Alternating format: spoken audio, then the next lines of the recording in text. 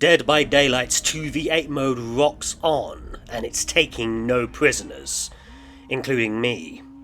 My beloved 16-win survival streak soon turned into the losing edge, and I've not come close to repeating it. I even died 6 matches in a row. An awful losing streak, so I thought, screw it, I'm playing Killer.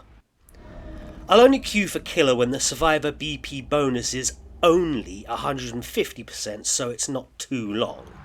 But it still takes forever. There were at least 2 instances it went down to 50%, but the queue was still over 7 minutes. I stand by my weird suggestion I made in the previous video. Ultimately, in 66 games of Survivor, I escaped in 35, died in 28, and drew in 3. Not a great score. A draw is when the killer throws the match, which a duo did with me, or you disconnect, of which there is footage of in my other video. Right by the exit gate with full health. I hate this game.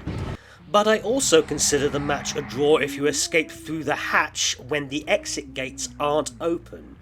Yes, I consider that a draw for the survivor.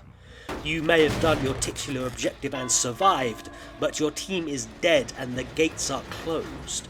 Don't celebrate too hard as you slink away into the darkness like a little rat. I played 5 killer matches over 2¼ hours. The total footage of the matches is less than 1 hour, and I did it as the Wraith. Now I know the spooky lad is a mid-tier murderer, but he's much better in 2v8, and I've always had a special place for him in my heart-shaped hole. Why? It's fun, it's easy. You gonna learn all about it. I played dozens of matches as Wraith in the first iteration of 2v8, and I did very well. I am a former main. And I was also excited to take a closer look at the killer classes. I think they're all interesting and will go a long way to stop matches feeling similar to each other. I theorised that the Fearmonger class is the best class for Filippo Jomo because gaining that 5% haste increase while unseen is easy if you can, turn invisible with a bing and a bong. But what about Fearmonger's secondary effect? Splitting up to cover more ground is a bad thing to do in the horror movies, but I don't think it applies to the villains. So I made it my business to stay on the opposite end of the map as my teammate as much as possible, and putting survivors in the wounded state at every opportunity to give my buddy a 10-second 10% haste boost as much as I could. I hope they appreciated it. But there's an issue with the Fearmonger class. Brute, Enforcer and Shadow require you to be within 32 meters of your teammates to get the secondary benefit of the class. Fearmonger needs you to be at least 16 meters away in order to give them the secondary effect of haste. Fearmonger just doesn't really synergize with the other 3. I suppose I could stay close, but not too close, to my killer mate and ensure us both get the most value out of our classes, but I don't want to do this for various reasons I'll go over in a bit. And I had wanted to experiment with the other 3 classes to see what's what, but, well, if it's not broke, don't fix it. 7k, 8k, 7k, 7k, 8k. So far, it's been a bloodbath with my partners. A huntress, another huntress, a nurse, a death slinger, and a blight. But I must be honest, in almost all the matches they got more cage states than I did, so maybe they were carrying me. So the next day I tried the next 5 matches, 2½ hours game time, and got 7k, 4k, 8k, 8k, 1k. Darn. The 4k was the only game where I wasn't the Fearmonger, and to be fair, we had some hardened survivors in that one. I consider 4k to be a loss in 2v8, 5k and 6k draws, so there goes my streak. As for that 1k, I don't want to be too mean, but I expected more from the spirit. No shade though. We all have rough matches, and I certainly don't want to contribute to the culture of toxicity this game has.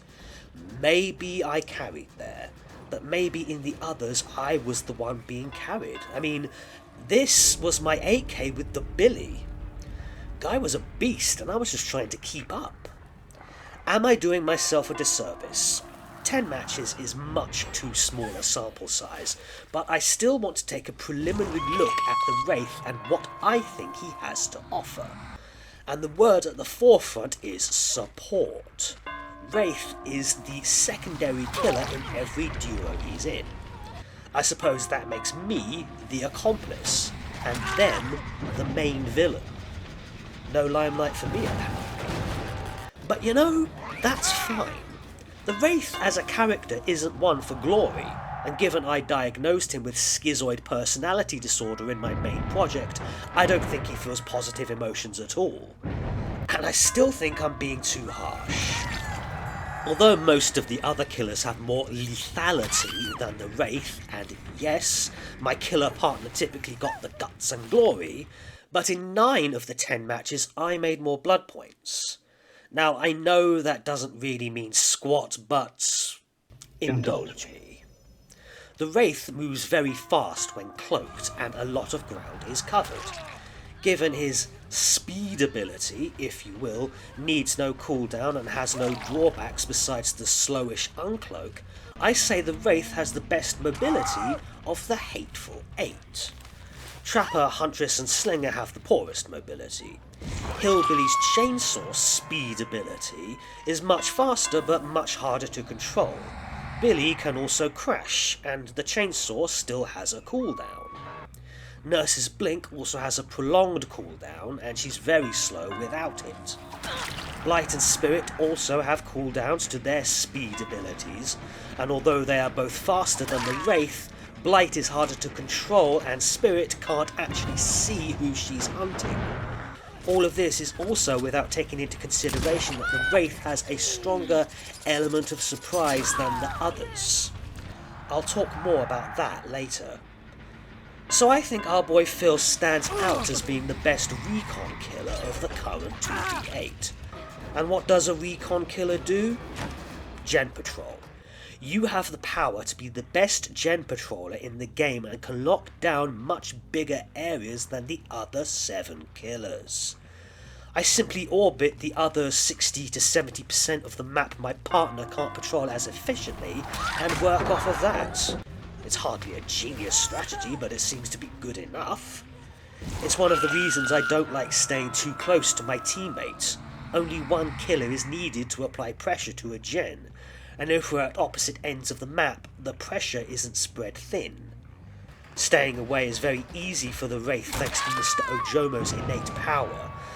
But what else does the Wraith's power have to offer? He cloaks and uncloaks 22% faster, he gets a 9% speed increase while cloaked, and he kicks generators and downed pallets 60% faster. This is the equivalent of over half of the yellow add-on Blink Mud, which is 40% faster cloak as opposed to 22%. And it's the combined add-ons of Green Swift Hunt White, Uncloak minus 10%, combined with Purple Swift Hunt Blood, Uncloak minus 12%. He uncloaks much faster than he ever has. Furthermore, Wraith enjoys the benefits of the purple add-on Windstorm Blood, which gives you the 9% move speed when cloaked, and the purple add-on Shadow Dance Blood, which gives you the 60% increased break and vault speed. He essentially has 4.5 add-ons in one, making him a super Wraith. I know some of the other killers have similar advanced loadouts, but I've always been a champion of the Wraith's vast arsenal. He was the first killer I got to rank 1 with, and that was back in 2018 when ranking up was hard and the Wraith was weaker. In 2v8, the Wraith's job during the match is upkeep. Most of the other killers have to fatigue from their power and then break/kick at the normal rate. Well, unless they're brutes, that gets 25% increased kick speed. Cute. The Wraith gets 60% faster kick at base and doesn't need to come out of his power. So knowing I can kick faster than my teammate, I make it my business to break everything I can to save as much time as possible. I like the plus 200% faster gen regression, but I've noticed I only ever rarely get the nowhere to hide aura reveal. I guess survivors know to get away, and since they do, I know no one will stop the regression soon enough for me not to get at least decent value. And so I stand by the words support and upkeep. Maybe some might describe it as a boring but practical playstyle. I call it efficient and clean. And there's still plenty more tools in the creepy tree thing's belt. The Wraith is a 115% speed killer.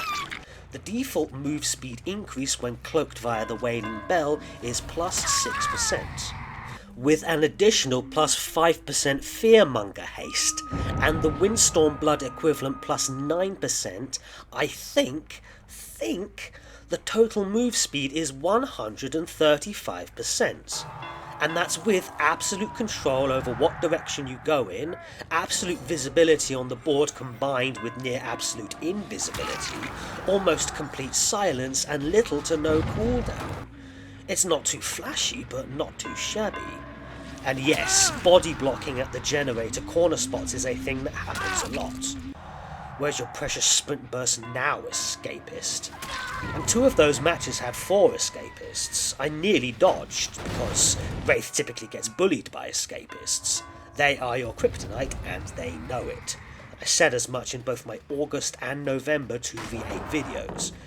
But I didn't want to queue again, so I just readied. Also, the escapist has been nerfed since August. No more made for this, no more 32 meter WOO. Yeah, they've got their scout mates running around in the background fixing up pallets, but by and large the Wraith has the biggest advantage over the scouts. So much so that I'm worried that when a survivor sees that Fearmonger icon in their lobby, they may guess what I'm already planning, so switch from scout to something else. But I can't hold any grudge because camping is back. The Wraith can very easily glide from one corner of the map to the other, and so I run into cage survivors a lot. This is another reason to split up from your partner. Typically there might be a rescuer or 2 approaching the cage who are none the wiser, focused on their unhook. This is an extremely good snowball opportunity, but I do appreciate it's a bit scummy. To further compound the scoundrel, I'm also an advocate of studying the survivor you're chasing. How good are they at looping? How confident is their movement? You can quickly tell who's a veteran and who isn't, and given the nature of both the 2v8 mode and vanilla game, it pays to pick on the weak link. Sorry, but I'll admit I'm no true expert killer. I'm still a survivor main with about 1730 hours as prey and 950 hours as predator. I can't say jack to the expertise of any real killer main, so I offer my thoughts with the utmost humility. But I just have so much fun as the Wraith. I do really wish I could ask my partner how useful the Fearmonger 10-second 10% haste really was during the match. I just assume they don't want to discuss it at length, so I'll never know. Does it boost the speed of the Huntress or Deathslinger move when they're charging their shot? Does it make Billies and Blights even harder to control? Does it throw off the nurse's muscle memory? I honestly don't know, and I don't think I'll ever have enough time to really get the data I want and present it. What I do know is I'm dedicated to the hunt. I always allow the star of the show to get that final Mori kill as I stand in the background obnoxiously ringing my bell. The Wraith's Mori is arguably the worst in the game, and as the supporting player and second fiddle, I really don't mind. That's good, Huntress. Chop her up. I'll fire up the grill. Yeah, Blights. I love this Mori. Yeah, maybe we shouldn't eat that one. Overall, I'm having second thoughts about the killer side being weaker this time around, but I made those calls when I was enjoying a streak, and what goes up must come down. I still think gens are a tad too fast and the guide should be ever so slightly trimmed. Maybe the Wraith should be as well? I don't know. I'll wait until the queues are as low as they can get before playing again. Maybe another 5 rounds of Fearmonger Wraith. Maybe 10, see if I can break my 6-win streak. or a new 5 rounds as someone else. Trapper and Slinger I feel are ultimately too weak in 2v8. Nurse and Huntress are great, but in their case, it's me who sucks. I'll leave those two to the mains. Billy and Blight I'm much better with, but I still think they could use a true main at the helm. This leaves my favourite girl, Rin the Spirit Yamaoka, and if there's one killer I've mained the most, it's her. But what class do I choose? Brute seems like a good pick when your partner isn't the Wraith, who will be kicking more and better. Also, he'll probably want to be the Fearmonger, so I'll have to choose something else. I could really use that 3% haste on chasing an injured survivor as an enforcer as a 110% speed killer. The whole Enforcer's Mark thing might be cool as well. Fearmonger might still be a good choice if I stay away and can hide myself to some extent. I'm sure the haste benefit applies while phasing just as it does while cloaked. Shadow also looks interesting, but I don't like staying too close to my teammate. Whatever I choose, it's an opportunity to really experiment with the 4 classes. Wish me luck.